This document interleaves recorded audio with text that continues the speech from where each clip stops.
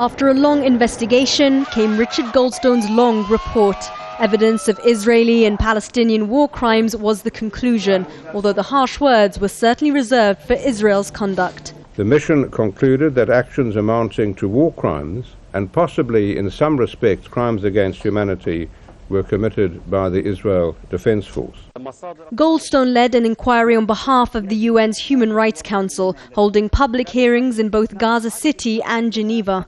The team collected evidence, testimonies, and even satellite imagery to get an idea of whether Israel or Palestinian factions were in breach of international humanitarian law.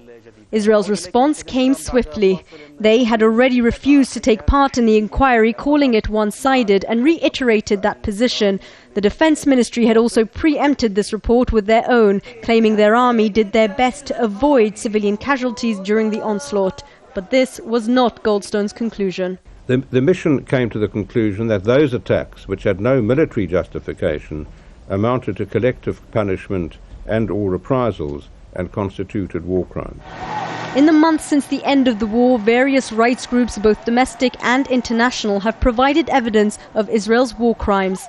The shooting of civilians holding white flags, the deliberate and unjustifiable targeting of UN shelters, and the killing of over 300 children, whilst the Israeli army had at their disposal the most precise weaponry in the world. But the question now is what happens next. Richard Goldstone says he'll present his findings to the UN General Assembly and pass them on to the International Criminal Court of Justice in The Hague.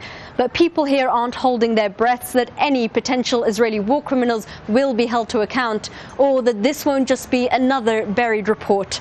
Sherine Tadros, Al Jazeera, Gaza City.